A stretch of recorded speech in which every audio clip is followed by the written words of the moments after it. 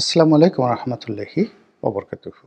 সম্মানিত দর্শক, আওয়ামী লীগ সভানেত্রী শেখ হাসিনা, যিনি কিনা ক্ষমতাচ্যুত এবং এই দেশ থেকে এখন পলাতক বা নির্বাসিত, ভারতে আশ্রিত, কিংবা ভারতের যে রাজনৈতিক সরকার, সেই রাজনৈতিক সরকার তাকে আশ্রয় দিয়েছেন, প্রশ্রয় দিচ্ছেন, লালন পালন থেকে শুরু করে তার পুনর্বাসন এবং প্রত্যাবাসনের ব্যাপারে সর্বশক্তি নিয়োগ করছেন।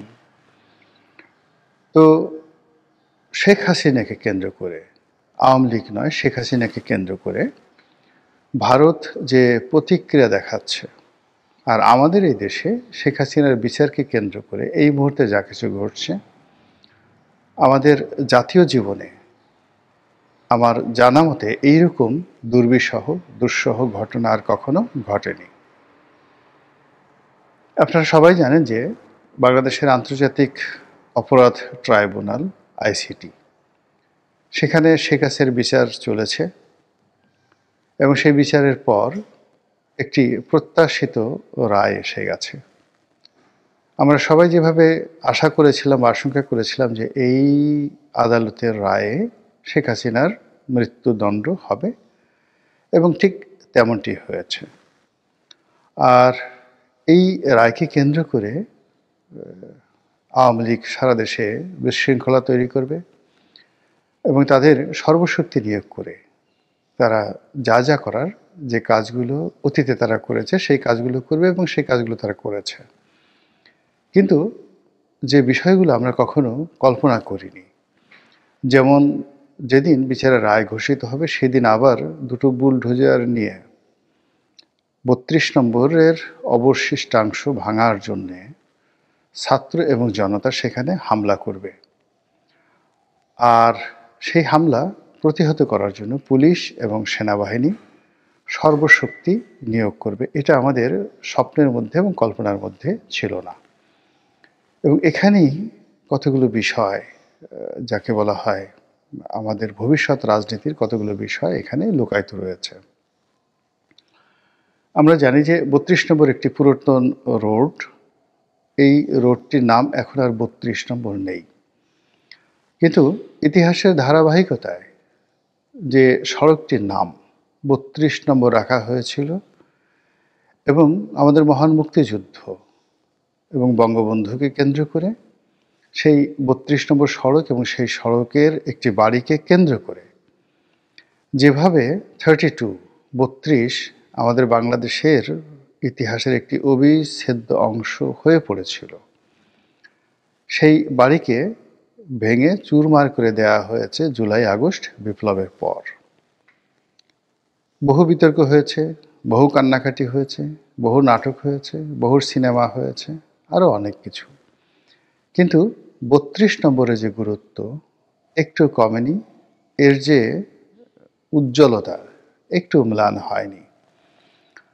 বরং আগে যেভাবে ৩২ নম্বর বাড়িটি দাঁড়িয়েছিল, বলতে গেলে জরাজীর্ণ অবস্থায়, এখন ভঙ্গুর যে ৩২ নম্বর, যার বিরাট অংশ ভেঙে ফেলা হয়েছে এবং ব্যবহার স্বরূপে সেটি ঢাকার বুকে দাঁড়িয়ে আছে এবং প্রতি মুহূর্তে কিছু মানুষকে সেই ৩২ নম্বর বাড়িটি যেভাবে হুমকি দিচ্ছে, যেভাবে ধামকি দিচ্ছে এবং যেভাবে মানুষের আবেগ এবং বিবেক এই দুটোকে নাড়া দিয়েছে, তাতে করে ৩২ নম্বর বিরোধী যারা আছেন, ওই বাড়ির ইট, বালু, সিমেন্ট থেকে শুরু করে সব কিছু তাদের জন্য রীতিমতো হুমকি হয়ে পড়েছে।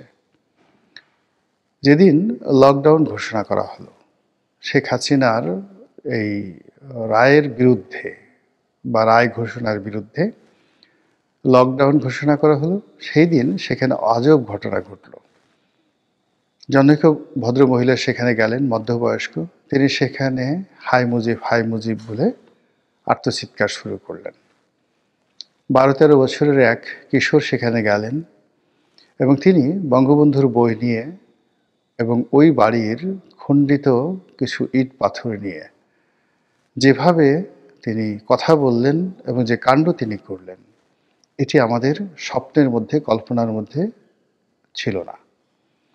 এবং যে আগুন ৩২ নম্বরের ভেতর থেকে প্রতি মুহূর্তে বেরোচ্ছে, সে আগুন সুর হয়ে, তাল হয়ে, লয় হয়ে সারা বাংলায় ছড়িয়ে পড়ছে মানুষের মন এবং মস্তিষ্কে। তো এসব কারণে ১৭ তারিখে, অর্থাৎ সেই নভেম্বর মাসের ১৭ তারিখে যেদিন রায় ঘোষণা করা হবে, সেই দিন যেমন আইসিটি কোর্ট খুব ব্যস্ত রায় ঘোষণা নিয়ে। আইনশৃঙ্খলা রক্ষাকারী বাহিনী হিমশিম খাচ্ছে যেন কোর্টের নিরাপত্তা বিঘ্নিত না হয়। আর অন্যদিকে আওয়ামী লীগের যারা লোকজন রয়েছে, তারা আন্ডারওয়ার্ল্ড থেকে, টেকনাফ থেকে, তেঁতুলিয়া থেকে, সারা বাংলাদেশ থেকে প্রাণান্ত চেষ্টা করে যাচ্ছেন যেন কোনো অবস্থাতে এই রায়টি ঘোষণা করা না যায় বা না হয়। তো এরকম যখন একটা ব্যস্ততা, টান টান উত্তেজনা, ঠিক সেই সময়টাতে দুটো সেই বুলডোজার ৩২ নম্বর দিকে আসলো এবং আপাত দৃষ্টিতে মনে হচ্ছিল যে তারা আগের মতোই বীরদর্পে সেই ৩২ নম্বরের বাকি যে অংশ, এটি ভেঙে চুরে চুরমার করে দিতে পারবে। কিন্তু হঠাৎ রাষ্ট্র দাঁড়িয়ে গেল, পুলিশ আসলো, তারপর সেনাবাহিনী আসলো, আর যারা জনগণ ভাঙতে এসেছিল তাদের মধ্যে জিদ চেপে গেল। এরপর যাকে বলা হয় উভয় পক্ষের, অর্থাৎ রাষ্ট্রপক্ষ এবং যারা ভাঙবে সেই পক্ষ মুখোমুখি দাঁড়িয়ে গেল এবং শক্তিমত্তা প্রদর্শন শুরু হয়ে গেল। ১৭ তারিখ রাত, গভীর রাত অবধি এই যাকে বলা হয় উভয় পক্ষের শক্তি প্রদর্শন, এক পক্ষ ভাঙবে আর এক পক্ষ ভাঙতে দেবে না, এইভাবে চলছিল। এবং যেখানে রাষ্ট্র দাঁড়িয়ে গেছে, রাষ্ট্র একটা বৃহৎ শক্তি, রাষ্ট্রের সঙ্গে আসলে কেউ পারে না। কাজেই যারা বিক্ষুব্ধ জনতা ছিলেন তারা হয়তো সেই ভোররাত্রের দিকে তারা সরে গেছেন। আমি যখন ভিডিও করছি, আজকে খুব সকালবেলা ভিডিও করছি, ১৮ তারিখ সকালবেলা, আজকের সকালের ঘটনা আমি এখন পর্যন্ত জানি না। কিন্তু যে কথা আমি এখানে বলা শুরু করেছিলাম, সেই ঘটনায় আবার ফিরে যাই। সেটি হলো, শেখ হাসিনার বিরুদ্ধে একটি রায় হয়েছে। এই রায়টি যখন বাস্তবায়িত হবে, ঠিক সেই সময়টিতে বলা হবে যে একটি রায় হয়েছে। এর কারণ হলো যে তিনি এখন পৃথিবীর অন্যতম একটি পরাশক্তির আশ্রয়ে আছেন এবং সেই পরাশক্তিটি কোনো অবস্থাতেই শেখ হাসিনার ব্যাপারে ছাড় দিতে একেবারে নারাজ। তারা শেখ হাসিনার জন্য সব কিছু করতে রাজি, আপাত দৃষ্টিতে সেটাই মনে হচ্ছে। এবং শেখ হাসিনাবিহীন বাংলাদেশে যারা আছেন তাদের সঙ্গে কোনো কূটনৈতিক সম্পর্ক, সামাজিক সম্পর্ক তারা রক্ষা করতে চাচ্ছেন না। বরং বাংলাদেশের সঙ্গে তাদের যে ঐতিহ্যগত সম্পর্ক রয়েছে, সেই সম্পর্কগুলোর অনেকগুলো দ্বার তারা ইতিমধ্যে বন্ধ করে দিয়েছেন। কাজেই শেখ হাসিনাকে নিয়ে ভারত যা কিছু করছে আর বাংলাদেশ সরকার যা কিছু করছে, এখানে উভয় পক্ষ পয়েন্ট অফ নো রিটার্নে পৌঁছে গেছে।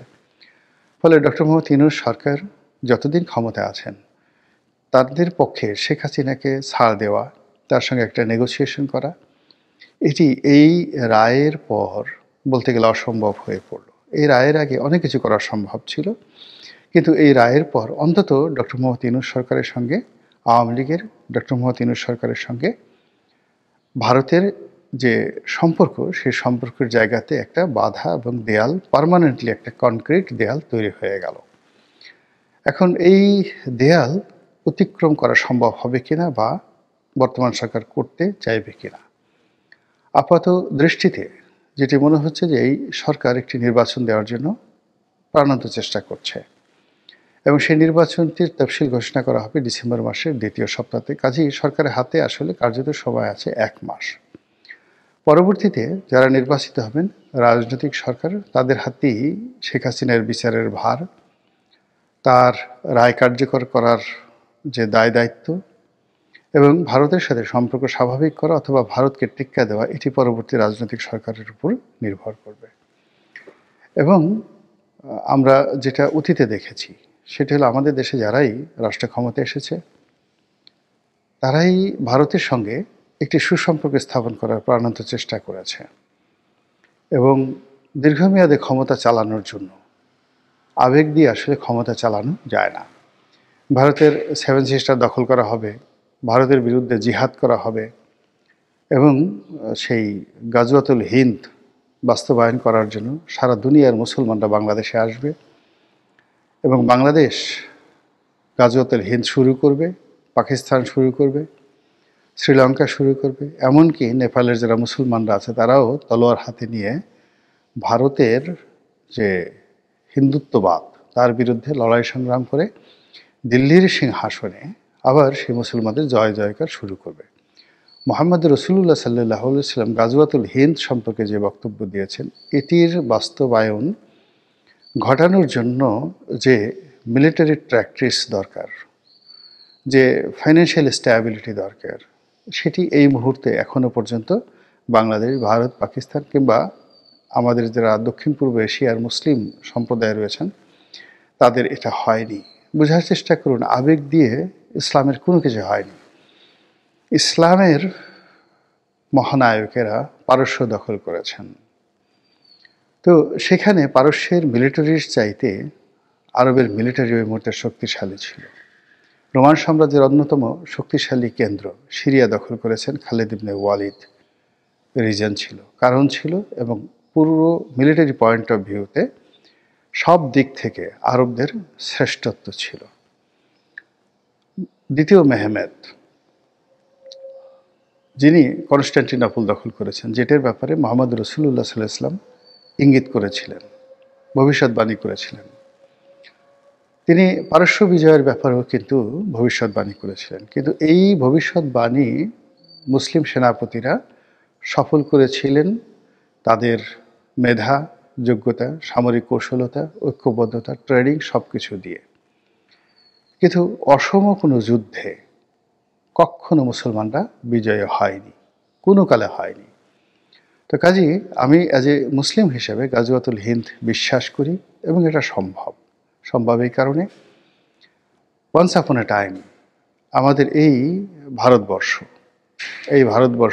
পুরোটাই আমাদের অধীন ছিল, মুসলমানদের অধীন ছিল, এবং 800 বছর ধরে আমরা দিল্লি, এই 7 সিস্টার, এই বাংলাদেশ, এই আফগানিস্তান, এই পাকিস্তান, এমনকি উজবেকিস্তানের একটা বিরাট অংশ আমরা শাসন করেছি। কাজেই মহান আল্লাহ রাব্বুল আলামিন যখন আমাদেরকে সেই শাসন দিয়েছিলেন, একটা সময় আগামীতে যে সেই শাসনটি আবার দেবেন না এটি বলা যায় না। তবে এখন যে সমস্ত রাজনৈতিক নেতৃত্ব আঙ্গুল উঁচিয়ে কথা বলছেন, তাদের শিক্ষা দীক্ষা, তাদের ধীশক্তি, তাদের ক্ষমতা, তাদের লেখাপড়া সব কিছু মিলিয়ে, এমনকি তার সঙ্গে সঙ্গে যে আধুনিক সভ্যতা এবং আমাদের যে মিলিটারি পাওয়ার, সব মিলিয়ে গাজওয়াতুল হিন্দ তো দূরের কথা, গাজওয়াতুল যাকে বলা হয় ত্রিপুরা, কিংবা গাজওয়াতুল, আমরা যদি এই মায়ানমারের রোহিঙ্গা অঞ্চলের আরাকান, গাজওয়াতুল আরাকান, এটাও যদি আমরা কল্পনা করি, এটি আমাদের কাছে এই মুহূর্তে অবাস্তব। এখনকার বাস্তবতা হলো যে পৃথিবীর পরাশক্তি ভারত, পৃথিবীর পরাশক্তি চীন, পৃথিবীর পরাশক্তি হলো পাকিস্তান। তো এই তিনটি পরাশক্তির জাতাকলের মধ্যে আমরা পড়ে গিয়েছি, এবং একটি পরাশক্তি যেভাবে, মানে বৃহত্তম পরাশক্তি মানে ভারত যেভাবে শেখ হাসিনাকে ওন করেছে,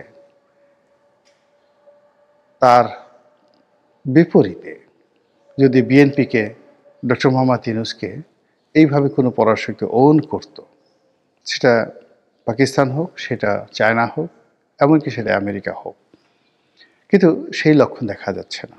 বরং এখানে ভারতের মধ্যস্থতায় পৃথিবীর অনেক পরাশক্তি যেভাবে বাংলাদেশ থেকে মুখ ফিরিয়ে নিচ্ছে, বর্তমান শাসক যারা আছেন তাদের সঙ্গে তাদের যে কোঅপারেশন ছিল আজ থেকে 6-7 মাস আগে, সেই কোঅপারেশন থেকে তারা যেভাবে মুখ ফিরিয়ে নিচ্ছে, তাতে করে আগামী দিনে আওয়ামী লীগের যে ঔদ্ধত্য, আওয়ামী লীগের যে এই যাকে বলা হয় জ্বালাও পোড়াও আন্দোলন, কিংবা শেখ হাসিনার ফিরে আসার যে হুমকি, এগুলো না কমে বরং আগামী দিনে বাড়তে থাকবে। যারাই ক্ষমতা আছেন কিংবা আগামী দিনে যারা ক্ষমতা আসবে, তাদের সকলের জন্য শেখ হাসিনা যতদিন জীবিত আছেন, তার প্রাণবায়ু আছে, ততদিন তিনি তাদের সকলের জন্য একটা মহা বিপদ সংকেত, 10 নম্বর মহাবিপদ সংকেত।